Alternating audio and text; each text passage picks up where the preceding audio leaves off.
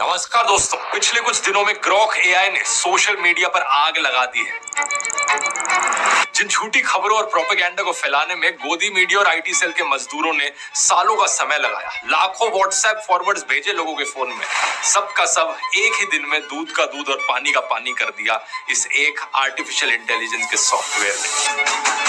Twitter पर एक user ने इस एआई से पूछा, क्या आरएसएस ने इंडिया की आजादी की लड़ाई में हिस्सा लिया था? तो इस पर ग्रॉक ने जवाब दिया, आरएसएस का भारत की आजादी की लड़ाई में ना के बराबर योगदान था। कुछ लोगों को ये बात हजम करनी काफी मुश्किल थी, तो बार बार काउंटर क्वेश्चन किया गया, लेकिन ग्रॉक ने जवाब हमेशा यही दिया, आरएसएस का भारत के स्वतंत्रता संग्राम में एब्सेंट रहना वेल डॉक्यूमेंटेड है और गोलवलकर ने स्वयं अपनी किताब बंच ऑफ थॉट्स में ये स्वीकार किया था। ये एआई यहाँ पर ठोस सबूत और सोर्सेस के साथ फैक्ट चेकिंग का काम कर रहा है। जब एक और यूजर ने पूछा कि भारत के कौन से प्रधानमंत्री प्रेस कॉन्फ्रेंस से सबसे ज्यादा डरते हैं, तो उसने नरेंद्र मोदी का नाम लिया। जब इससे पूछा गया कि भारत के सबसे कम्युनल नेता कौन है, तो इसने फिर से नरेंद्र मोदी का नाम लिया। इसने सावरकर के बारे में भी पूछने पर बताया कि अंग्रेजों से सबसे ज्यादा माफी मांगने वाले में विनायक दामोदर सावरकर का नाम आता है, जिन्होंने जेल से रिहाई के लिए कई माफीनामे लिखे। और हाँ, सावरकर ही वो शख्स थे जो अंग्रेजों से 60 रुपए मासिक पेंशन लेते थे, क्योंकि उन्होंने बाद में ब्रिटिश सरकार से समझौता कर लिया था। इतिहास के पन्ने पलटो, सच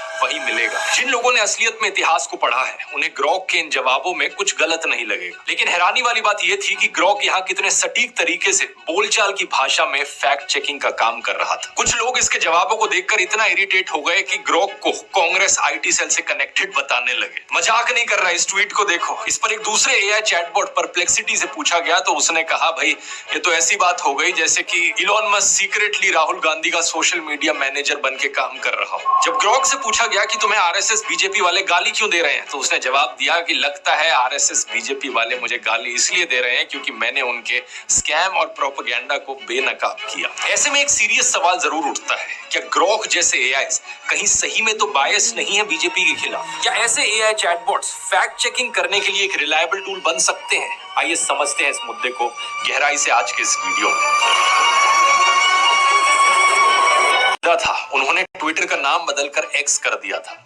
ये जो ग्रॉक है, ये इन्हीं की कंपनी एक्स के द्वारा बनाया गया एक एआई चैटबॉट है। बाकी जो एआई चैटबॉट्स हैं, चैट जीपीटी, जेमिनी और डीप सीक जैसे, ग्रॉक भी इनसे काफी मिलता जुलता है, लेकिन बुनियादी तौर पर 4 मेन डिफरेंसेस हैं जो ग्रॉक को काफी अनोखा बनाते हैं। पहला डिफरेंस है ग्रॉक का सार्केज्म और ह्यूमर। इलॉन मस्क ने जब ग्रॉक को लॉन्च किया था, तभी कह दिया था कि ग्रॉक को सार्केज्म पसंद है और ये थोड़े से ह्यूमर के साथ सवालों का जवाब देगा, मजाकिया तरीके से। बाकी जो चैट जीपीटी और डीप सीक जैसे एआईज हैं, उन्हें प्रोग्राम किया गया है कि वो बड़े ही फॉर्मल और प्रोफेशनल तरीके से आपकी बातों का जवाब देंगे। लेकिन ग्रॉक आपकी बातों का जवाब देता है बिल्कुल ही कैजुअल तरीके से, मानो जैसे आपका कोई दोस्त हो। इसकी भाषा इतनी इंसानों जैसी है कि कई बार लोगों को डाउट होता है कि सही में एक एआई है या फिर पीछे बैठकर कोई इंसान ही जवाब दे रहा है। लेकिन अगर आप ग्रॉक का ट्रेनिंग डॉक्यूमेंट देखेंगे तो इसी तरीके की बातें बड़ी क्लियरली लिखी गई है, जैसे कि be witty and humorous, freedom of speech को हमेशा आप होल्ड करो, बिना